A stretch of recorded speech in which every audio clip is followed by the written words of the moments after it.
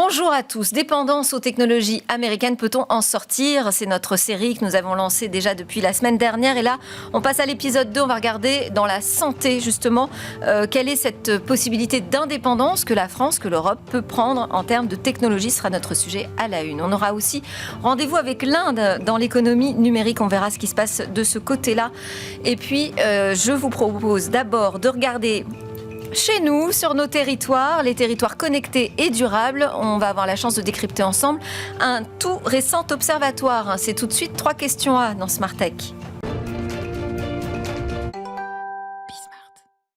Alors, l'objectif, c'est d'aider les élus à prendre des décisions éclairées sur le numérique dans leur territoire. 2 organisations, la FNCCR et Infranum, ont publié un observatoire des territoires connectés durables. Bonjour Ilham Djaïch. Bonjour. Merci beaucoup d'être avec nous. Vous êtes la présidente d'Infranum, donc fédération qui regroupe la filière en fait, des infrastructures numériques, plus de 200 entreprises. Ça va du bureau d'études aux opérateurs en passant par les équipementiers et tous les fournisseurs de services.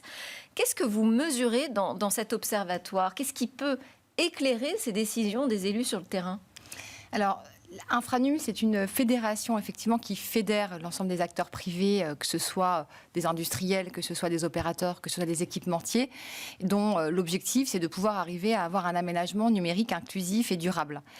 Performant aussi pour notre pays.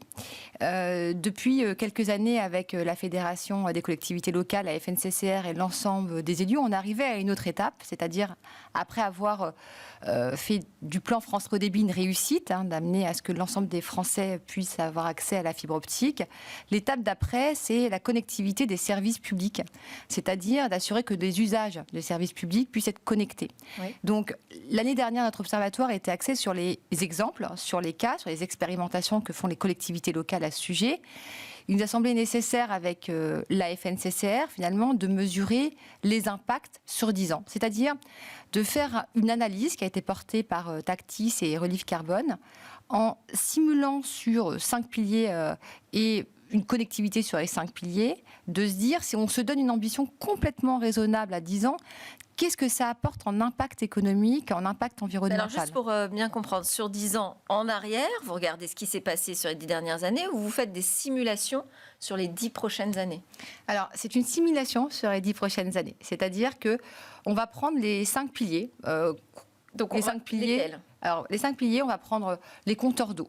Okay. Ça paraît tout à fait, j'ai envie de dire, tout à fait pertinent aujourd'hui de parler de la connectivité des compteurs d'eau quand on voit aux compteurs électriques qui sont connectés. Donc, si aujourd'hui, on s'est dit, tiens, si dans 10 ans, la moitié des compteurs d'eau étaient connectés. Voilà. On s'est dit dans le 2e pilier, les bâtiments publics. Si on se donne un objectif sur 10 ans complètement raisonnable de connecter les bâtiments publics. Il y en a 225 000 en France. Pareil sur la gestion de l'éclairage public, 3e pilier. Le 4e pilier, ça va être la détection des incendies, par exemple. Et puis enfin, la gestion des déchets. Sur ces 5 piliers, donc il y en a d'autres évidemment, oui. On a pris une connectivité.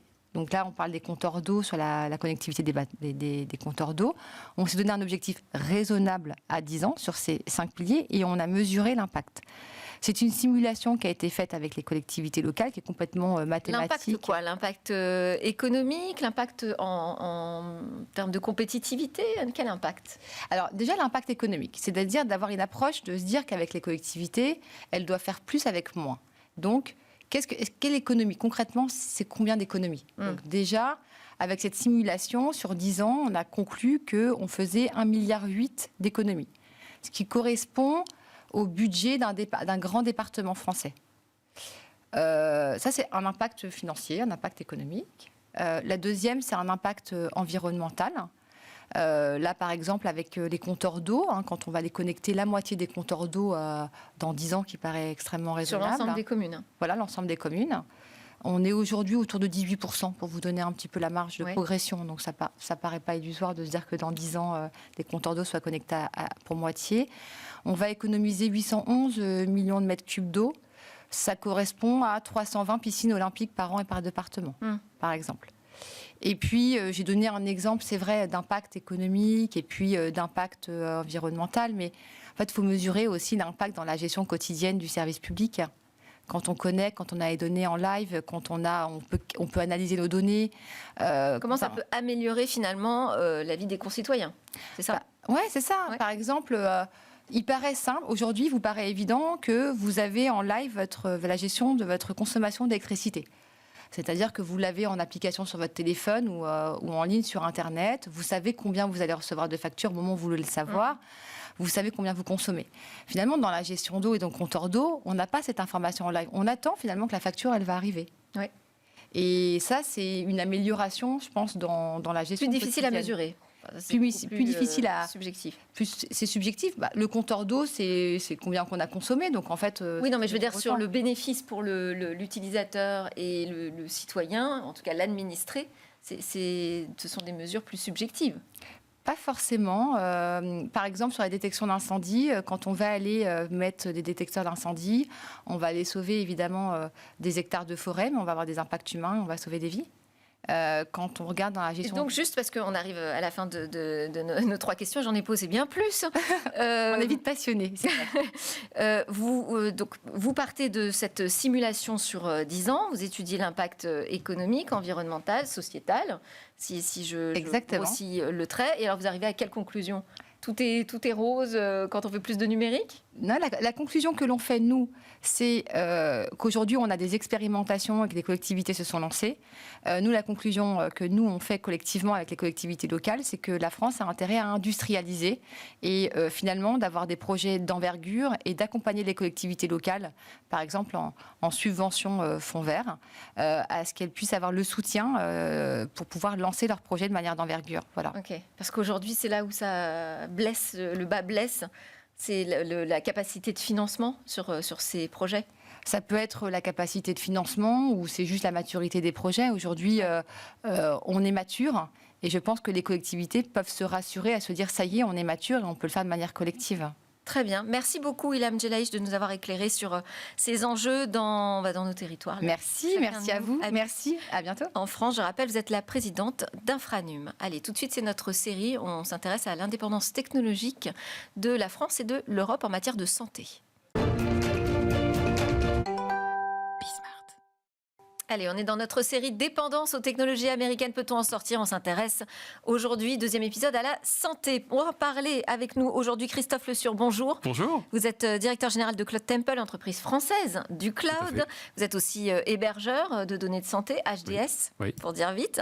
Mais comme tous les autres fournisseurs cloud français, vous n'avez pas été retenu pour le Health Data Hub, ni pour le nouveau projet EMC2, puisque c'est Microsoft qui a remporté la mise à nouveau. On va en parler notamment de cela. À côté de vous, Steve Pascolo est avec nous. Bonjour, merci beaucoup d'être avec nous. Immunologiste, pionnier en ARM messager. On avait beaucoup expliqué ici sur ce plateau en quoi cela consistait. Vous êtes professeur docteur à l'hôpital universitaire de Zurich. Vous avez mis en place une plateforme académique d'ARN-M. Alors, le monde a découvert donc ces vaccins ARN messagers au moment de la crise Covid. Je dirais qu'on a en même temps mesuré le niveau de dépendance, finalement, de la France aux Américains, puisque pour aller se vacciner, on courait tous derrière ce vaccin Pfizer. Alors, c'est vrai que pas un vaccin Pfizer. C'est vrai que j'ai appris avec vous qu'il fallait dire Biotech and Pfizer, puisque finalement, Pfizer était le distributeur.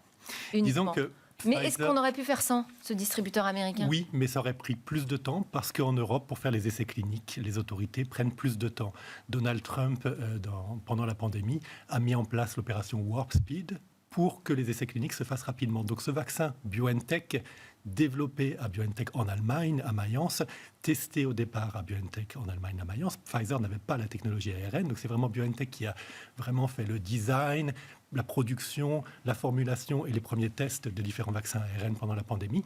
Et ensuite, pour pouvoir aller vite, ils ont demandé à Pfizer de faire les essais cliniques aux États-Unis. Parce qu'avec l'administration Trump et l'opération Warp Speed, c'est allé vite, c'est allé en 6 mois. S'ils étaient restés en Europe et qu'ils avaient fait les essais phase 2, phase 3 en Europe, ça aurait pris au moins 1 an et demi. Ce n'est pas un problème de technologie, c'est un problème de nos autorités sanitaires qui auraient demandé beaucoup de choses, qui seraient allées plus lentement, alors que l'administration Trump a dit à la FDA, vous travaillez 24 heures sur 24, on sélectionne plusieurs vaccins, on va vite. Et donc, c'est pour ça que BioNTech a fait appel à Pfizer et que maintenant, malheureusement, on a l'impression que c'est un vaccin américain. C'est un vaccin européen de Mayence, d'Allemagne, basé sur les technologies de BioNTech, qui est une compagnie qui a été créée en 2008, dont les fondateurs avaient commencé dès les années 2000 à travailler sur l'ARN messager. Moi, j'ai commencé en 1998, donc on était dans les pionniers, on était un petit groupe en Europe. Et donc, sur leur technologie, sur leurs connaissances et sur les possibilités de production de BioNTech, ils ont commencé donc ces vaccins et ensuite ça a dévié vers les États-Unis grâce à l'administration Trump. Mais donc on a tout intéressant ici parce en que Europe pour le faire. Voilà, ça rappelle ce qu'on entend beaucoup. On a les cerveaux, on a les talents, on a les technologies Et les infrastructures. Mais la force de frappe, à un moment, elle nous échappe. La rapidité. Oui, la rapidité. Au niveau des administrations. Et qu'est-ce qu'il en est des thérapies? Parce que l'ARN messager, c'est pas uniquement pour nous éviter d'attraper le Covid. Hein. Qu'est-ce qu'il en est des thérapies avec l'ARN messager? Est-ce que là, aussi, l'Europe gagne en avance et reste une puissance technologique? BioNTech est encore en pointe, donc sur les vaccins anti-cancer, mais effectivement Moderna va très vite aux États-Unis et justement est peut-être aidé par l'environnement américain qui va plus vite. Oui. Donc c'est pas, là on parle à nouveau pas de technologie, c'est-à-dire que les mêmes technologies existent à Moderna aux États-Unis, à BioNTech en Allemagne, mais Moderna va peut-être aller plus vite parce que les administrations, la FDA, ne prend pas autant de temps, disons, que les administrations européennes. Et puis, ils ont accès à des fonds aussi. Et maintenant que tout le monde a compris ce que c'était qu'un vaccin ARN, investir dans les... Ce que j'allais dire, en Europe aussi, maintenant, on a compris quand même. BioNTech a des fonds, donc CureVac aussi. Et c'est une histoire de politique industrielle? Plutôt de politique de réglementation? De réglementation, du fait que ici, les gens veulent peut-être se protéger dans les administrations de santé. Ils vont essayer d'avoir des dossiers béton pour qu'on viennent pas peut-être leur reprocher plus tard, tiens, il y a eu un problème, des moins de prise de risque secondaires, etc. Moins de prise de risque, voilà, exactement. Donc du coup, ils demandent un peu, on le voit sur certains essais cliniques qu'on veut mettre en place, parfois on nous demande de faire des manips que je trouve d'ailleurs non éthiques chez les singes, que je réprouve, et les autorités essayent d'avoir le plus de précliniques possible ici, en Europe, pour se protéger un peu, et quitte à demander des choses inutiles, mais ils vont en demander plus. Et je pense qu'il faut réformer ça, avoir des gens qui sont un peu plus pragmatiques, plus rapides, qui demandent peut-être moins avant qu'on puisse aller en clinique, de façon à ce qu'on puisse aller plus rapidement en clinique. Et donc là, ça nous permettrait d'avoir un avantage compétitif. On a les technologies, on a les cerveaux, on a les infrastructures, mais si derrière on nous met un boulet au pied parce qu'on nous demande un peu la quadrature du cercle avant d'aller en clinique... Ouais. Eh ben, mais là, ce que j'entends, c'est que 4 ans plus tard, on en est quand même encore toujours à vouloir faire bouger ces lignes. Alors, je voulais aussi qu'on continue à voir pourquoi ça coince sur la fourniture de services d'hébergement cloud dans la santé. Pourquoi on se fait à chaque fois retoquer? Il y a plusieurs sujets à ça. Le sujet de la santé est vaste. Moi, c'est un sujet qui me touche, puisqu'à titre personnel, j'ai eu la chance, il y a quelques années, de diriger la production d'un groupe hospitalier du point de vue informatique. Donc je vois bien, en fait, par toutes les étapes dans lesquelles ils sont passés. Il faut se souvenir que début des années 2000, la santé était surtout vue comme un centre de coûts, qu'il y avait trop de liberté qui était donnée aux médecins et que, in fine, un petit peu d'administration dans tout ça permettrait d'y voir plus clair. La vérité, c'est que le sujet est pas là. Alors, sur les points pour qui nous... revenir au Health Data Hub et au projet européen où, finalement, Microsoft a été conforté dans sa position de fournisseur de cloud incontournable. Alors que vous avez spécifié que vous étiez à un niveau de conformité qui était très élevé, vous auriez pu prétendre à un moment, justement, à récupérer ce marché. Alors, il y a deux aspects. Le premier aspect, c'est que le Health Data Hub s'est construit aussi pour partager de la donnée au niveau européen en répondant à des appels d'offres européens. Et donc, eux ont été très vite, pour aller très vite, ils ont utilisé des technologies américaines qui étaient disponibles et qui leur permettaient, at scale, de pouvoir délivrer la réponse qui était attendue à l'appel d'offres européen. Donc vous dites à l'époque qu'il n'y avait pas de solution. Il est vrai que quand le Health Data Hub s'est créé, les fournisseurs d'infrastructures, et notamment ce qui garantit aujourd'hui au monde de la santé le haut niveau de protection et de sécurité que l'on a, c'est principalement la qualification SecNum Cloud. Et mes confrères et moi, à cet instant, n'avions pas l'équivalent des technologies nécessaires au Health Data Hub. C'est pas ce que disait OVH Cloud. Hein. À l'époque, ils ont été quand même... pris par surprise par cette décision, finalement, en constatant qu'ils n'avaient pas été Ils n'avaient pas été dans un appel d'offres, il n'y a pas eu d'appel d'offres de toute façon, ils n'avaient pas été consultés. Voilà. Je ne jette pas la pierre aux data parce qu'ils ont dû aller très vite.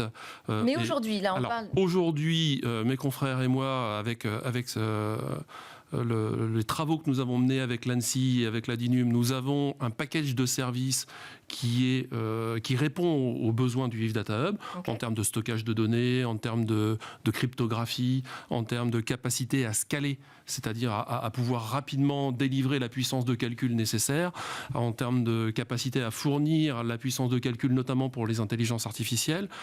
Ça, aujourd'hui, c'est acquis, et c'est acquis avec un tiers de confiance. Ça coince où? Principalement, il y a un moment, il y a une décision à prendre. La décision à prendre, c'est de rechallenger les systèmes qui ont été mis en place. C'est aussi un budget.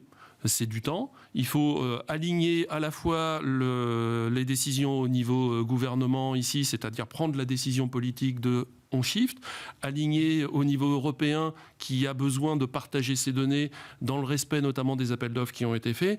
Donc, comme disait Steve, c'est beaucoup de paperasse et une décision politique. Principalement. Ouais. Alors, Steve nous dit, en fait, aujourd'hui, on a un boulet au pied, c'est toute cette partie réglementaire, administrative. Est-ce que vous pensez la même chose au niveau... parce que là, dans le domaine du cloud, en matière de réglementation, on est en train d'alourdir la charge. Non, je pense pas. Le Secnum Cloud, je ne sais plus avec qui j'en avais parlé, il m'avait dit que c'était quand même 2 ans minimum pour obtenir la conformité, vous confirmez. Tout à fait. Voilà, tout à fait. Et un budget considérable. C'est important de l'expliciter pour nos auditeurs. Ouais. Secnum Cloud est une qualification. Ça veut dire que l'ANSSI s'engage sur le fait que les prestataires de services qui sont qualifiés répondent à un certain nombre de critères. S'engage annuellement. Et donc vérifie annuellement. Donc le premier rapport de Secnum Cloud, qui est un nom qui ne parle pas forcément à nos auditeurs, c'est la confiance. Et là, dans le monde de la santé, on a besoin de cette confiance-là. Notamment, pourquoi est-ce qu'on a besoin de cette confiance-là? Pour pouvoir accéder à la donnée médicale. Et accéder à la donnée médicale, ça veut dire principalement que les citoyens sont prêts à partager cette donnée médicale et que les États sont prêts à organiser ce partage. Donc vous dites on manque pas, enfin c'est pas un problème aujourd'hui cette réglementation très exigeante au niveau français qui n'est pas encore même reprise. Non, et je pense même que ça va devenir un standard de fait. Il n'y a qu'à voir les annonces en fait des différents. Il y a eu à peu près une dizaine d'annonces sur le fait que l'écosystème souhaitait s'engager dans cette qualification-là. La géopolitique mondiale aidant, je pense que l'Europe prend conscience de cette nécessité. Et puis surtout, réellement, on fait plus de business chez Cloud Temple avec le monde du privé que le monde du public sur cette qualification, ce qui est un petit peu étonnant quand même. Ben oui. Pourquoi est-ce que des gens du monde du privé qui ne sont pas, eux, soumis à cette réglementation-là, investissent dedans, à contrario, le public est un peu plus réticent. Pour une simple raison, c'est la notion de confiance. Quand vous expliquez à un industriel qui fait des produits laitiers ou qui produit de l'armement que votre service est plus sécurisé qu'un autre, tout ça c'est du débat d'experts. C'est compliqué en fait d'appréhender ça quand votre métier c'est la logistique et les camions remplis à 4h du matin pour pouvoir partir et livrer vos clients. En revanche, quand vous avez un tiers de confiance qui s'appelle l'ANSSI, qui vous dit voilà l'intégralité des préconisations que j'ai données qui font référence aujourd'hui au niveau européen, ces prestataires-là y répondent, vous avez un tiers de confiance qui annuellement vérifie et donc vous avez toute la chaîne de décision côté client qui est rassurée en partant en fait, de la direction générale. Donc ça ne devrait pas bloquer au niveau des administrations et des offres de marché publics. Normalement, ça ne devrait pas bloquer. Je pense qu'il y a une dimension politique, une volonté politique. Et c'est un petit peu ce qu'illustrait Steve sur la période des vaccins ARN. Il y a eu une décision politique très forte aux États-Unis, ça a été vite. Il faut qu'au niveau européen, il y ait une décision politique qui soit très forte. J'ai tendance à penser que le contexte y est favorable, de manière à ce que cette impulsion soit donnée. Les outils que vous utilisez, vous, au quotidien, les outils numériques, les logiciels que vous utilisez, ils viennent d'où ? Beaucoup des États-Unis, justement. Oui. Donc, au niveau, par exemple, des databases, pour voir les articles, les brevets. Alors, pour les brevets européens, on a une database européenne, mais c'est vrai qu'on utilise quand même beaucoup, comme PubMed, de centres d'information qui sont situés aux États-Unis. Les publications, les magazines sont beaucoup aussi américains, les magazines les plus prestigieux. Donc, on essaie de publier dans ces magazines américains qui peuvent aussi avoir un biais parfois sur ce qu'ils publient, ce qu'ils ne publient pas. Donc il y a assez peu, je crois, de magazines, disons, européens très prestigieux, il y en a, mais ils sont un petit peu en dessous au niveau de leur impact, ce qu'on appelle un facteur d'impact. Donc c'est vrai qu'au niveau des informations scientifiques, si demain les États-Unis nous coupaient la possibilité d'avoir accès à, disons, à leurs médias et à leurs centres d'information, on aurait un petit délai, je pense, pour pouvoir remplir Mais ce ne serait pas impossible. Ah, ce ne serait pas du tout, rien n'était possible. Mais simplement, on aurait... Alors, en revanche, en matière logicielle, je veux dire que si on rentre en profondeur dans les outils qui sont utilisés aujourd'hui dans les hôpitaux, dans la recherche... On est massivement européen. Oui. Ouais. Même nous, pour les analyses de séquences, pour les analyses de data, on utilise beaucoup quand même des outils développés, même parfois en Finlande, dans les pays européens. Donc, on est fort. Oui. Et dans les hôpitaux français aussi. Oui, tout à fait. Vous prenez par exemple Software Medical, qui est une boîte française, Dedalus, notamment avec toute leur suite, DX Pharma, DX Lab, qui est maintenant une société italienne. Donc dans le monde du software, et on a eu cette chance d'avoir, alors pour un coup que ça nous aide, une réglementation suffisamment contraignante pour faire que quand vous n'êtes pas un acteur français ou un acteur européen, le retour sur investissement n'est pas évident. Donc du coup, on a une présence très forte sur le monde du software et même sur le monde du hardware en imagerie médicale. Vous avez Philips, qui est un néerlandais qui est extrêmement présent. Vous avez Siemens, qui est un allemand aussi. Donc on a tout ce qu'il faut pour pouvoir en fait avoir cette souveraineté au moins sur les logiciels et les matériels. Donc vous nous dites finalement en matière d'indépendance technologique dans la santé, il n'y a pas de gros sujet d'inquiétude, excepté sur les nouveaux défis autour de l'IA, de l'intelligence artificielle, la gestion des données de santé. Même. Ah, vous êtes confiant là-dessus ? Ouais. L'intelligence artificielle, elle a besoin de quoi pour pouvoir être performante ? Elle a besoin de données et d'entraînement. Le marché européen... De liberté aussi. De liberté. On n'a pas forcément. Alors, le marché, sur la donnée en elle-même, le marché européen est quand même relativement important. On est bien outillé, c'est bien organisé. Alors, on a énormément de données. Ça, donc, on a les données. Ça, c'est sûr. Après, on retombe sur la volonté politique et le choix du politique de que voulons-nous pour la France et plus généralement en Europe. Est-ce qu'on continue, et c'est un choix de société in fine, est-ce qu'on continue en fait à être suiveur sur le soft power américain ou on décide qu'il y a un soft power européen et que maintenant, et c'est réellement une décision politique, une décision des peuples, et on décide d'investir fortement. C'est pas forcément des montants financiers importants. On estime aujourd'hui à peu près qu'il faudrait, par établissement financier, aller autour de 2 millions pour mettre à niveau l'IT sur les services essentiels au niveau des centres hospitaliers. Vous avez à peu près 3000 centres hospitaliers ou participants aux services hospitaliers cliniques en France. On parle de quoi ? On parle de 10 milliards. Alors c'est vrai pour nos auditeurs, on va dire, attendez, monsieur le sûr, 10 milliards. En ce moment, c'est un peu tendu. Ouais, mais 10 milliards à l'échelle de tout ce qu'on dépense à côté, par exemple, dans l'armement ou... Alors ça, chacun défend ses précarés, vous savez, Christophe. Oui, mais quelle société voulons-nous ? La question, elle est là, et c'est pour ça en fait qu'on revient un petit peu sur le cœur de l'échange que l'on a. Mais moi, ce que c'est une j'entends décision aussi, politique. il y a la décision politique, Oui. l'investissement, il faut libérer les énergies, il faut aussi permettre d'avancer plus vite sur les travaux de recherche en matière de santé, parce que les Américains, là, ils sont au taquet. Et je pense notamment aux big tech également, qui attendent de récupérer tous ces trésors de données de santé. Et vous voyez vraiment, moi j'ai cofondé CureVac en 2000, donc CureVac était la première compagnie au monde qui fait des vaccins ARN. En 2000, on était pionniers. BioNTech, c'est 2008, Moderna, c'est 2010. Donc les Américains étaient derniers dans la course et finalement deviennent les premiers parce que voilà, ils ont effectivement des gros investissements, de l'aide, de la rapidité et la liberté. Mais ici, quand même, il faut dire, on a vraiment des gens très motivés et très forts. Maintenant, il faut aussi prendre dans l'image la Chine, dans mon domaine, les vaccins ARN, etc. La Chine, Singapour, la Corée du Sud sont des nouveaux venus dans ces technologies très forts. Ils viennent en force. Et donc maintenant, on a aussi à l'Est beaucoup de technologies, de nouveautés, d'intelligence, de nouveaux outils et de nouveaux traitements qui arrivent. Merci beaucoup, c'est terminé. Merci à Steve Pascolo d'avoir été avec nous, professeur docteur à l'hôpital universitaire de Zurich, et Christophe Le Sur, directeur général de Cloud Temple. Merci beaucoup.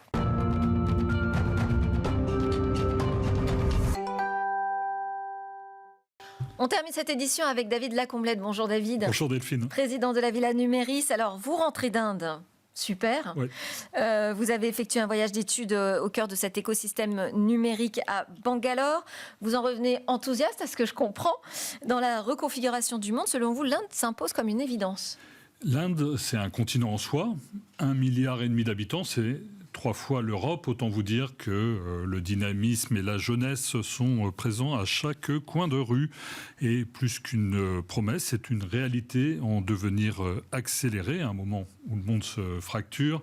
On voit bien que l'océan qui sépare l'Europe des États-Unis s'agrandit, avec des séismes commerciaux à la clé. L'Inde peut représenter un point d'ancrage avec son dynamisme et une position stratégique particulièrement intéressante, et une jeunesse, je vous le disais, un Indien sur 2 a moins de 25 ans. Ça assure de la vitalité, de l'innovation et de la transformation sociale, bien sûr. Et plus qu'une imitation, c'est véritablement aujourd'hui une invention qui est mise en œuvre. Et miser sur l'Inde, c'est investir, me semble-t-il, sur le futur et ne pas laisser seul demain Palo Alto et Shenzhen décider du devenir numérique de notre planète, mais miser aussi sur Paris, New Delhi et Bangalore. Mais est-ce que l'Inde peut aider l'Europe justement à gagner, recouvrer son autonomie stratégique? Alors, l'autonomie, ça ne se décrète pas, ouais. Ça se construit. On a besoin de relais en matière d'intelligence artificielle, de cybersécurité, de quantique. Et l'Inde peut offrir effectivement un partenaire agile, puissant et fiable, qui est en train de construire un vaste plan Digital India sur plus de 15 ans, j'allais dire à l'indienne, en consolidant ses infrastructures, en permettant à ses citoyens d'accéder aux services numériques pour construire une société de l'innovation. Ça en fait un terrain de coopération particulièrement fertile, avec des intérêts qui sont alignés, et au-delà de la technologie, une confiance qui est déjà installée, qui s'est forgée au cours de dizaines d'années de coopération, de partenariats forts et fructueux. Je pense notamment en matière de défense et d'armement, et également d'énergie. L'énergie qui sera un enjeu majeur dans le développement des technologies de l'intelligence artificielle dans les années qui viennent. Et donc effectivement, ça peut nous permettre de reprendre pied sur l'échiquier mondial. Après, il y a des différences quand même fortes culturelles. Est-ce qu'il n'y a pas un risque d'incompréhension entre ces deux mondes qui sont si différents? Très clairement, l'Inde est particulièrement complexe, mais j'aime mieux vous dire qu'elle est aussi complexe aux yeux d'Européens que l'Europe l'est aux yeux des Indiens dans son administration et dans son organisation. Faisons de ces difficultés une opportunité, loin des idées reçues, parce que l'Inde pense, crée et aspire à une reconnaissance globale. Et comme en Europe, il y a beaucoup de langues, effectivement. C'est très administré, mais on connaît. Oui. Et l'anglais qu'il pratiquait, un peu rugueux, mais assez compatible finalement avec un anglais précaire qui peut être celui de beaucoup de Français. Et finalement, au final, ça fait beaucoup de personnes qui arrivent à se comprendre et à passer les barrières. Je vous renverrai vers un livre fameux qui est Shantaram, grand récit indien de Gregory David Roberts, qui définit les Indiens comme des Italiens de l'Asie. Après tout, ça fait une raison supplémentaire de les apprécier. Très bien. Alors, quel rôle concret pourraient jouer les entreprises françaises dans cette alliance? Le premier, l'esprit français, c'est d'être pionnier. Et donc, Bangalore n'a rien à envier à la Silicon Valley. On peut en faire une capitale mondiale de l'innovation, un carrefour d'échange, un vivier de talents. La France est un des rares pays occidentaux à y avoir une représentation consulaire. Charge à nous d'amplifier, d'accélérer et de structurer notre partenariat. Avec en plus la perspective du match retour du sommet de l'IA qui se tiendra en Inde en 2026. Merci beaucoup. Merci beaucoup. Je rappelle que vous êtes le président de la Villa Numéris. Et merci à tous d'avoir suivi Smart Tech. On se retrouve très vite sur Be Smart for Change.